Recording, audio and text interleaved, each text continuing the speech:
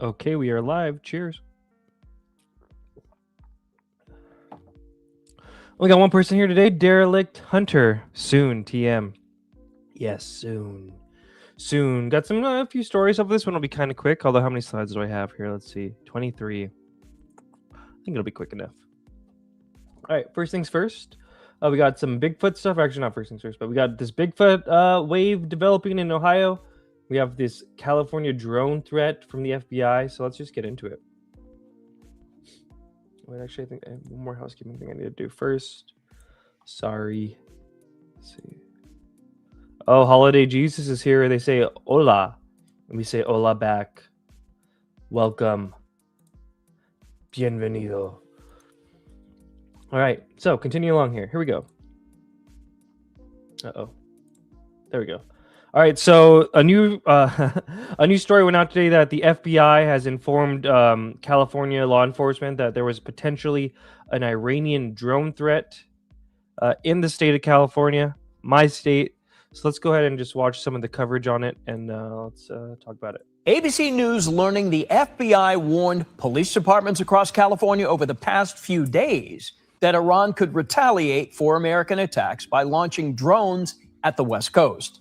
ABC reviewed an alert distributed at the end of February that reads, quote, "We recently acquired information that as of early February 2026, Iran allegedly aspired to conduct a surprise attack using unmanned aerial vehicles from an unidentified vessel off the coast of the United States homeland, specifically against unspecified targets in California, in the event that the U.S. had conducted strikes against Iran. We have no additional information on the timing, method, target, or perpetrators of this alleged attack," end of quote. So all this new information, the spokesperson for the FBI office in L.A. declining to comment on this. The White House also has not commented on this. Just moments ago, the governor's office sent us a statement. I see we got Psyop Anime in the chat. They say hate group activity at all-time low. Hopefully we can interview you soon on here. T. James is here. Yo, RPK status update. Heather's here. Eric's here. Hell yeah, guys. All right, so yeah, let's we recently acquired information that as of early February 2026, Iran allegedly aspired to conduct a surprise attack using unmanned aerial vehicles from an unidentified vessel off the coast of the United States homeland, specifically against unspecified targets in California. So the thing was like, how is Iran going to do this all the way from Iran? But there was actually like two bulletins that went out that kind of go hand in hand with Iran. Vehicles from an unidentified. The FBI warning of possible Iranian drone attacks on our homeland. A new alert reviewed by ABC News revealing Iran's aspirations to conduct a surprise attack specifically against unspecified targets in California. The FBI saying it's warned police departments across the Golden State now of strikes by unmanned aerial vehicles or drones as tensions rise in the Middle East. Let's get straight to our chief investigative correspondent, Aaron Kontersky. Aaron, what are you learning? We've reviewed an alert that came within the last couple of weeks, Kira, just recently from the FBI to law enforcement agencies up and down the California coastline, warning that Iran is aspiring now to perhaps launch some kind of a retaliatory attack on the U.S. mainland using drones on the West Coast. The alert that we reviewed said an uncorroborated report suggested that unidentified Mexican cartel leaders had authorized attacks using drones carrying explosives, so they know that capability exists. And this separate alert that we've reviewed, Kira, says that Iran has... So look there's two alerts. You got one from Iran and one about the Mexican cartels. And isn't it interesting that, there was all those closures along the border and stuff like that? I found that very interesting. Here's, shoot, what is homeboy's name? I should know it if I'm going to play his thing real quick. Okay, yeah, so this is from Jorge Ventura. Iranian secret. He's going down to the border. So we might be having a collab of Iran and Mexican cartels. And I know if that happens, Psyop Anime is going to be all over it. Hopefully I don't die in the attack being in California. But and if I do, hopefully I'm immortalized in a Psyop Anime clip. But here we go. Cells and Mexican cartels, what's the connection there? In the next few days, I'm going to be headed to Mexico to expose how Mexican cartels are smuggling thousands of military-aged men from Iran and other parts of the Middle East. Now, this is a major national security story because these men have ties to terror groups, and these men are already here on American soil. Now, from corporate media reporting, you might have heard of Iranian sleeper cells, how they are being activated. Now the FBI issuing a new warning that Iranian drones could potentially strike the West Coast. But corporate media is missing the bigger story. These men with ties to terror groups are already here in the United States, and the Mexican cartel continues to move them into the United States every day. I'm headed to Mexico to expose this particular location that cartels and smugglers are using to harbor these individuals with terror ties. This is a major national security story, and it cannot be ignored any longer.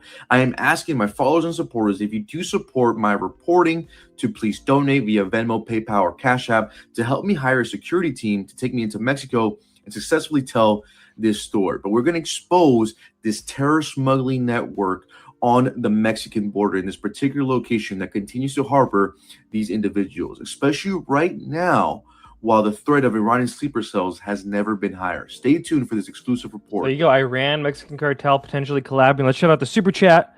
MC Casablanca says, "Hey Panda, love your late night streams." Thank you. Eric Tumbleson, drone expert in the community that we have here. Some Iran inspired person could put something on a small consumer drone and use it though. There you go. You guys believe Iran would be able to get close enough off the coast to actually launch a drone, or false flag? Yeah, it might be a false flag, right? We begin with here's a more in-depth coverage. Let's see. Reported potential surprise attack targeting California. The FBI warning law enforcement agencies in the state that Iran allegedly aspired to launch drones along the West Coast. CBS News Bay Area's Katie Nielsen has a copy of that alert that went out to law enforcement. Katie, what does it say? Yeah, Liz, so we actually just got a copy of that maybe only about 30 minutes ago.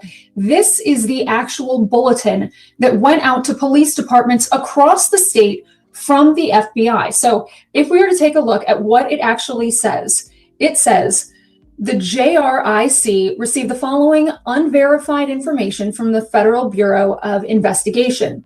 We recently acquired information that as of early February 2026, Iran allegedly aspired to conduct a surprise attack using unmanned aerial vehicles from an unidentified vessel off the coast of the United States homeland, specifically against unspecified targets in California, in the event that the U.S. conducted strikes against Iran. We have no additional information on the timing, method, target, or perpetrators of this alleged attack. For any questions, please contact your local FBI Joint Terrorism Task Force. So what's important to note here about this memo that went out is it says allegedly aspired.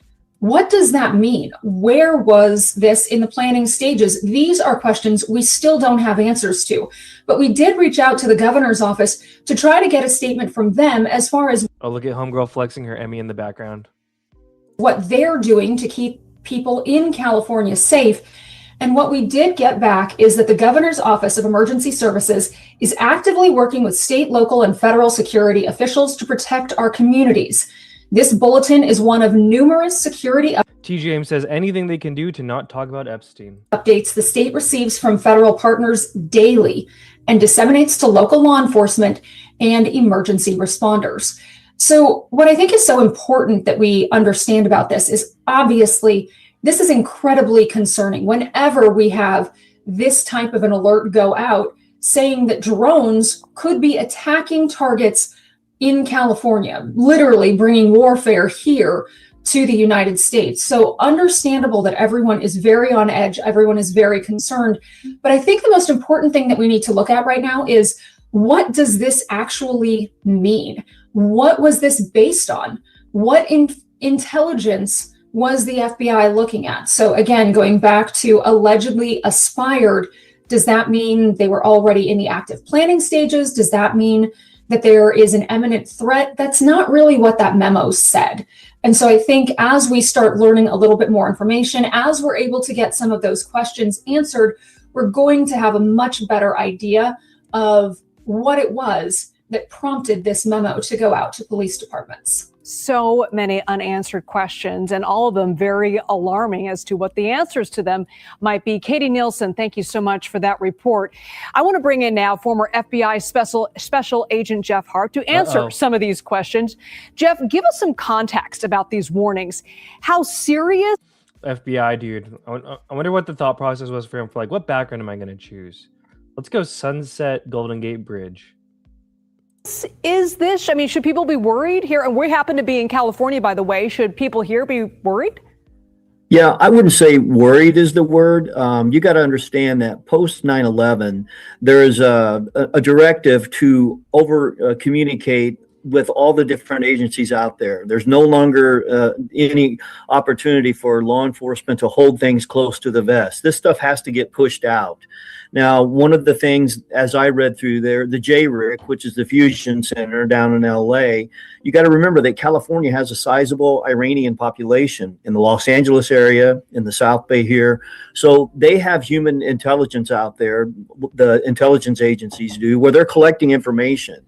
So they look at this. If they have any inkling that there is information out there, they're going to broadcast it. It doesn't have to be, 100% accurate. You know, it's weird, at least in my experience in California, being a California native, people call themselves Persian, not Iranian a lot of the time out here. But what they want to get out there is at least a warning to make sure that there is some preparation and notice that goes out. Yeah, the language in this, and Katie brought this up a couple of times, allegedly aspired. That could mean a lot of things. It could mean something that was possibly thought as a possibility. It could mean that they actually were planning this. What did you read into that? Well, so there are all kinds of ongoing investigations, counterterrorism investigations with respect to ISIS, Iran. It runs the gamut. And so one of the things that they can do during the course of these investigations, one type of disruption is going out and publicly putting information out there and say, hey, look, we know that there are people talking about this. Or another method is to go out and actually conduct interviews or overtly surveil people so they know that they're being followed. These are all disruptive measures that law enforcement, the FBI, and the Joint Terrorism Task Force use. Okay, when we talk about getting local law enforcement agencies involved, what does that mean? How do they react when they get this kind of warning from the FBI? Well, I would venture to guess that the chiefs all get briefed on this information before the bulletin comes out. It doesn't come to them as Okay, so yeah, Psyop Anime says, remember the representative who told him it was Iran responsible for the drone flap? Kind of weird if you ask me. Yep, and we're going to cover a little bit of that. Because I did think of that too, and it's kind of odd, right? How that happened. Oh wait, but first we're going to cover Governor Gavin Newsom, my governor, who shut down the state but was still partying during COVID, and who didn't want to address any of the homelessness in San Francisco until Xi Jinping came to visit. Then all of a sudden they were able to galvanize and clean up the streets, and San Francisco looked beautiful for 2 days. It was awesome. I mean, is this something that you're taking very seriously? Or do you not see it as credible? And then second from that, on the oil and gas situation, you also mentioned you were gaming out worst case scenarios with that as it relates to the state and its refining capacity. Anything you can share on both of those fronts? Have you spoken to the president about any of this since? No, I haven't talked directly to the president about this. And I wish the president would talk to the American people about what this is all about. What's the end game here? We've seen. Why does he look like Loki extra reptilian in the eyes today? I saw some people saying, "Oh, look at they're setting up Gavin with like a tragedy false flag to help him become president." Because he's the governor, right? People love to rally around the leader during a tragedy. Maybe gas prices spike because of his decision, cause and effect by 69 cents here in the state of California, 60 cents plus overall on average across the United States of America. We've seen markets roiling. We've seen no real end game in sight as it relates to the Strait of Hormuz. We saw today oil prices now going back in that $90 barrel range, and more concern about the extended range of the Iranian attacks, not just in the Middle East, but to your point in question about the prospects that we could see things happen here in the homeland. And so that was highlighted with Austin in relationship to your question and concerns that we had at that moment,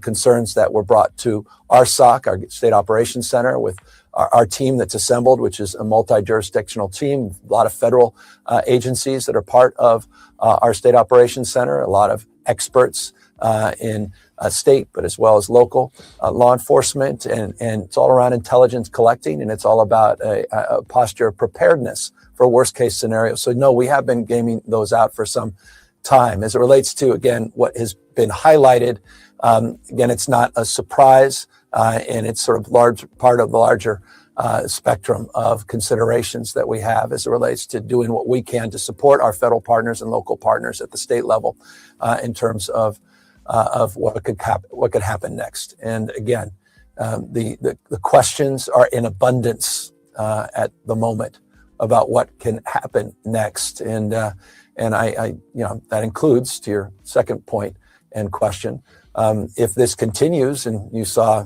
rating representatives, I hardly give them much credibility, but talking about $200 barrel for oil, you saw.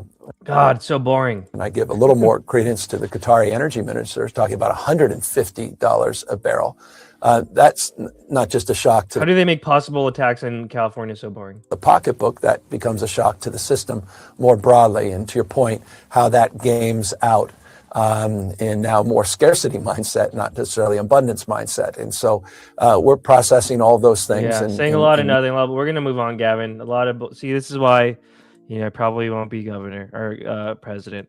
But what Estimate said, and others were saying, the drone flap happened, let a little bit of my epic documentary play, the compilation, December 2024 to February 2025. What the fuck is that? You seeing that, right? It's New Jersey drones, Tone. Because they're fucking drones.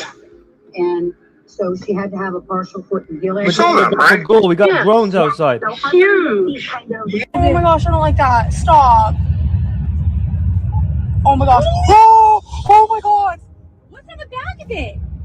Oh my gosh. What is on the back of that thing?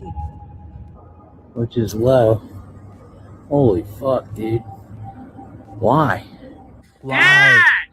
Dad, Pa! Yeah. Pa! All right, but anyways, at the time, I'm going to tell you the real. Congressman Jeff Van Drew, and at the time, Rep. Anna Luna was low-key backing up on the slightest. She said, the fact that the Pentagon is trying to gaslight Americans and undermine Congressman Jeff Van Drew's credibility is no surprise. Saying that, people shouldn't discount him saying that they were Iranian mothership. So I don't know what to make of it all. Deal.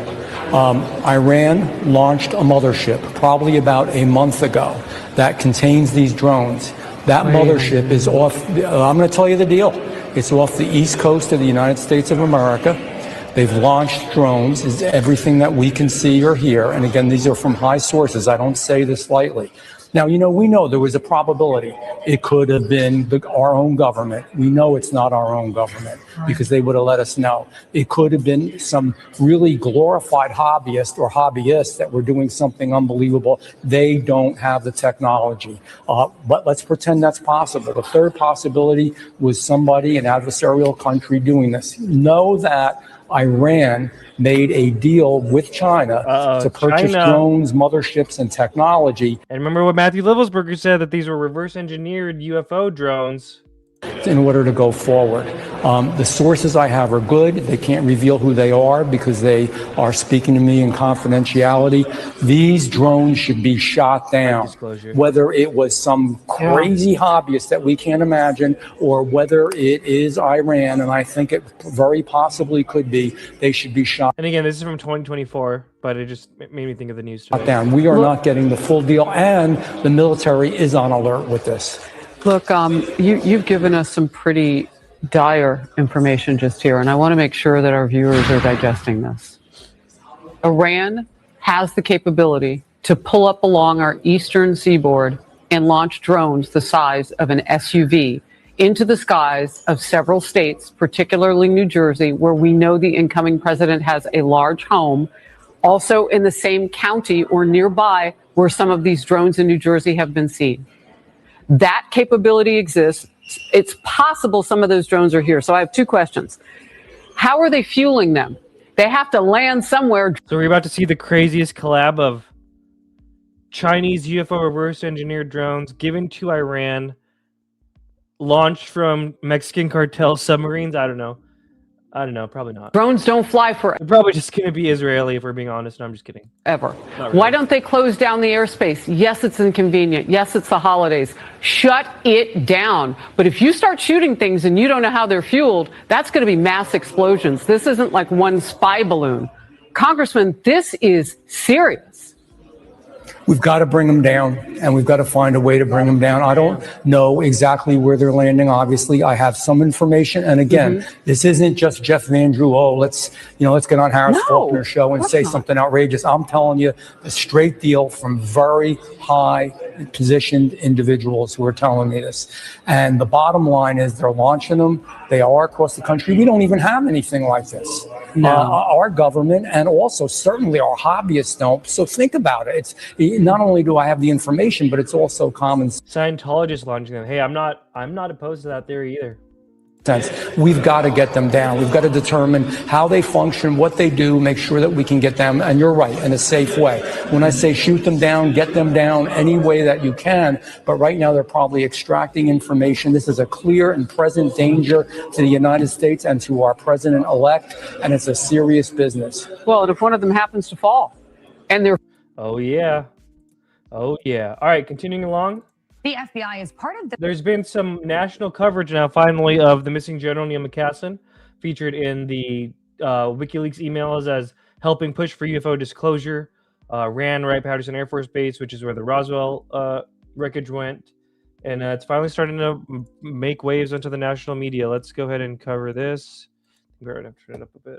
A search for a retired Air Force general in New Mexico. Authorities say 68-year-old William McCaslin was last seen February 27th after leaving his Albuquerque home on foot and leaving his phone behind. During his career, he oversaw classified space weapons programs and was considered an expert on UFOs. The search for McCaslin is spurred by concerns about unspecified... Yeah, and this is ABC News talking about his UFO expert stuff. Pretty wild. Shout out to P. James for clipping this one. ...specified medical issues. Clothing has been found near his home, but it's unclear if that's his. Clothing found near his home, but it's unclear if it's his? I'm telling you guys, this dude vanished without a trace. There's no cameras of him, no ring cameras. They don't even know. He didn't take his phone with him from his house. They don't even know what clothes he was in. He didn't take his car. Just vanished. No trail cams have him. I think 600 people have been searching for this dude. Nothing. Dogs can't find him. Dogs can't pick up his scent. Very odd. William Neil McCaslin. Here's coverage from the local Albuquerque News. Was last seen near his Foothills area home on Friday near Tramway and Academy. Today, volunteers along with investigators from BCSO and the FBI were canvassing the neighborhood. We walked right by there Friday morning. Would have been around 11 o'clock, and nothing out of the ordinary in the area. So it's strange. McCaslin, who's 68, retired in 2013 after a long career in the Air Force, including as the commander for the Air Force Research Lab at Wright-Patterson Air Force Base in Ohio and leading the Phillips Research Site at Kirtland in Albuquerque. BCSO is leading the investigation into his disappearance after issuing a silver alert on Friday. BCSO, Kirtland Air Force Base, and the FBI are all working together to expand their outreach. So far, investigators have only said they're concerned for McCaslin's safety because of medical reasons. Today, we saw around a dozen people knocking on doors, interviewing neighbors as part of a coordinated search alongside the FBI. Several neighbors told us off camera they'd regularly see McCaslin walking in the area. It's unusual, and it's not, it's unsettling that something would happen to someone. BCSO is asking neighbors and nearby businesses to see if they have any security or even doorbell camera footage from Friday between 9 in the morning and 2 o'clock in the afternoon. Kirtland Air Force Base is also assisting in the investigation. Back to you. Kirtland Air Force Base, AFOSI. Can you believe it? Can you believe it? All right, continuing along. I want to talk about another case. More coverage on News Nation. We're tracking this. A retired Air Force general. He is well known for his research into UAP UFOs. William Neil McCasland. He went missing in New Mexico back in February, and authorities are now saying that they're in fact concerned for his safety here. What are you tracking in this case, especially since this is a military official? Presumably, he has a lot of intel in this space. Well, Natasha, this is the problem. From all accounts, he has his faculties. He is very in shape. This is an individual. Again, he went missing the day before the Iran war started and like 5 days after Trump announced the disclosure stuff. Very odd. Who wouldn't just get lost or somehow have some sort of mental issue that took place. So I think it's very concerning. Again, he's been missing since February 27th, Natasha. And I think people need to be concerned and need to keep his face and name out there. Somebody has seen something. Jennifer Koffendorfer, always appreciate. I want to go to Go Kick Rocks. I like some of the stuff she's been saying on X about this whole situation. Let's read some of her posts. They're not even sure he left the house on foot. They're just guessing. He didn't take his cell phone. Who leaves their cell phone behind? Dogs didn't pick up a scent. No camera footage from neighbors. What does no indication of foul play mean? Nothing was disturbed in the house. No indication of a struggle. Odd. She had some other ones. I was like, I wish they would stop reporting that he definitely left on foot. The local PD in charge stated it is believed he left on foot, but I haven't seen anyone say they actually saw him leave and he wasn't picked up on any cameras. And notice they conveniently left out the name of the investigative journalist, Ross Coulthart. Neil is 5'11", with white hair and blue eyes, and is believed to have left his residence on foot. He's an avid outdoorsman and is known to often hike, run, and cycle in the northeast heights of the Sandia foothills. A few timeline questions I have not seen answered on the disappearance of Major General Neil McCasland. His clothing description is unknown. So what time was he actually last physically seen? Did his wife wake up Friday to an empty house? Did she last see him Thursday night? Could he possibly have gone missing the night before? How long did she wait before reporting him missing? Did he have breakfast in the house Friday morning? Did he order in, or did he go to the coffee house others have spoken of? Are his wallet and glasses also missing? Where in the house was his cell phone and watch found? On the nightstand? His wife said she spoke with family members about an alleged phone call that didn't happen. I'm guessing his phone records have been pulled to confirm that. Also, her comments about what may or may not have known is speculation on her part. I hate this is tied to UFOs. I have no idea whatsoever what information he may have been privy to. Some of these questions may be ridiculous, but the reporting is so vague, who knows what little detail could have been overlooked. Let me show one more too that I found interesting. Okay, here we go. So this is from the Sentinel Network. A good read for those following Major General Neil McCasland's disappearance. A few important quotes. At the time he disappeared, William McCasland was operating inside the Defense Industrial Network through at least 4 active institutional channels. The ecosystem his career built is currently absorbing hundreds of millions in federal defense spending. The word retired described his pension status. It describes nothing else. Susan McCasland Wilkerson holds a PhD in astrophysics from the University of Arizona, earned in 1979. In 1971, at the age of 17, she was a Westinghouse Science Talent Search honoree. In 1980, she was selected as a NASA Mission Specialist Astronaut finalist at Johnson Space Center. That's the Group 9 selection, the class that produced Sally Ride. Susan was a semi-finalist. She didn't make the final cut. She went to the Air Force instead. She was commissioned as a lieutenant in 1980, advanced to captain by 1984, and held the rank of lieutenant colonel in the Air Force Reserve. Her assignments included senior scientist at the Air Force Geophysics Laboratory in Sunspot, New Mexico. Isn't that where that one observatory is? Yeah. Chief of the Data Recorder Branch at Headquarters Space Division, Defense Dissemination Program in El Segundo. And that's where To the Stars was at. Interesting. And Director of Advanced Studies at the same division. The Defense Dissemination Program handles classified satellite imagery distribution. She held a clearance in her own right. This is not a civilian reporting a missing husband. This is a PhD astrophysicist, astronaut semifinalist, Air Force officer, and defense contractor with her own clearance history, her own institutional network, and her own understanding of what the response architecture on her husband means. So I thought that was interesting. Good stuff from Go Kick Rocks on X. We'll play some of this Ross one. I'm told he was very, very highly cleared, very highly respected. And of course, as you rightly noted, Air Force Research Laboratories, Wright Pat, is the location where the rumoured UAP materials from the 1947 Roswell incident were taken. It's long been rumoured to be a repository for top secret materials that were recovered from alleged non-human craft. And of course, McCasland has been named previously in leaked emails that associated him with a plan back during the Clinton-Trump election campaign, where John Podesta, Hillary Clinton's campaign manager, was involved in conversations with General McCasland and another general from the US Air Force about what was clearly an intention to declassify and release UFO secrets to the American public. He has a wealth of information, a storied career. The circumstances surrounding his disappearance are bizarre, to say the least. No clear direction of travel, no identified clothing. That's what makes this so odd. Jig Baba, he was scared. Before we even get into the allegation of, let's say, someone took him, can we just cut right through it? I mean, the idea that he disappears right after the announcement that there's going to be a release of these UFO files, these UAP files, extraterrestrial files.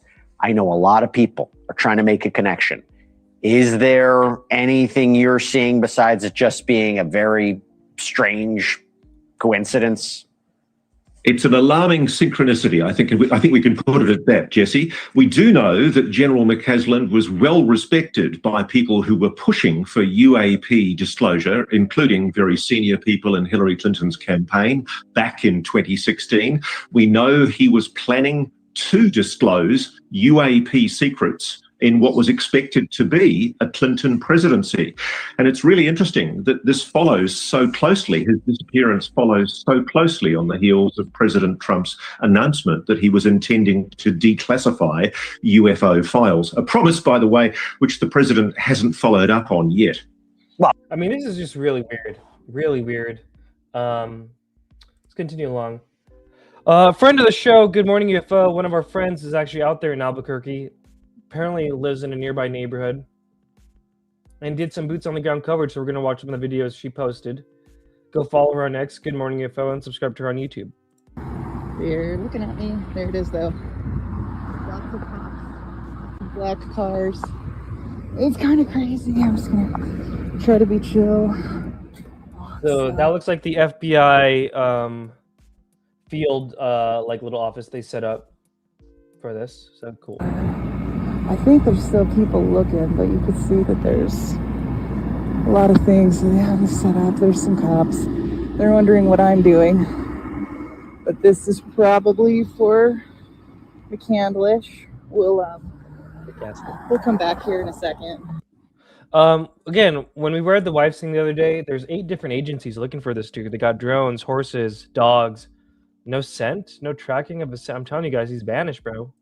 So to give you an idea of a run through of the area, I don't know, this is probably an old, there's some businesses in here, lots of bicyclists, lots of affluent. Here we go, more cops.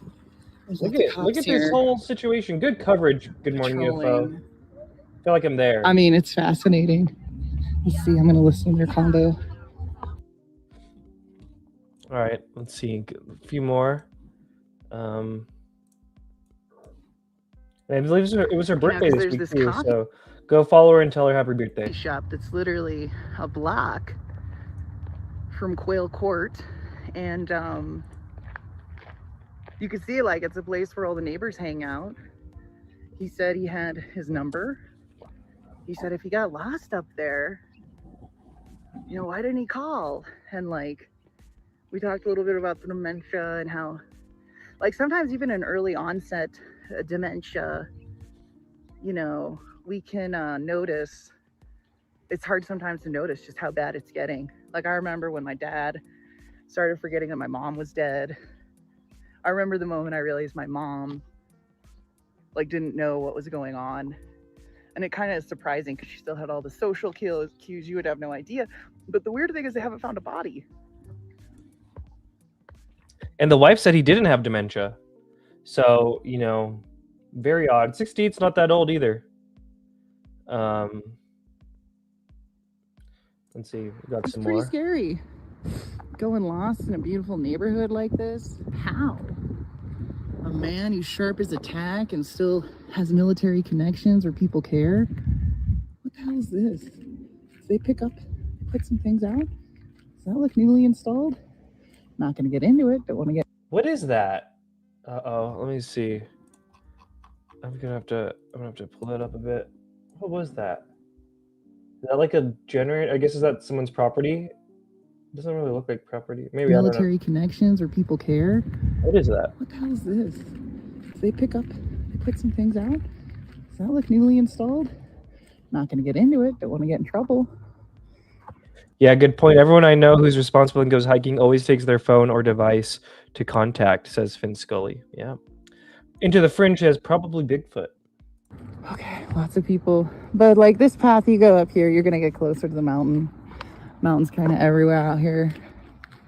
A lot of people are suspicious of what I'm doing right now, I can tell. So we're probably just going to get one more clip. Maybe of me. And one more clip of the FBI unit. And that'll be it. There you go. There's Quail Run Court. I just got done talking with... Yeah, apparently that's the street they're reporting and a lot of the reporting where he went missing. One of General McCaslin's neighbors who had his phone number, knew him very well. Up ahead is Tramway. On Tramway, you get Tramway Boulevard. It's a beautiful trail. It's not only is it a trail, but it's like a runner's trail. So I'm gonna go down there. We're gonna look around. There's the coffee shop I was just talking about. Okay. I took a quick little clip, but I'm pretty sure all the neighbors hang out there and they're very worried. That's why he wanted to talk. Good coverage, Good Morning UFO. I feel like I'm there. He's because, and I was honest, I'm a UFO crazy, hanging out here. Just a lot of friends on the internet have some questions and we're here to try to get some answers.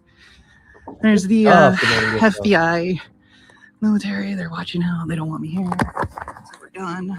But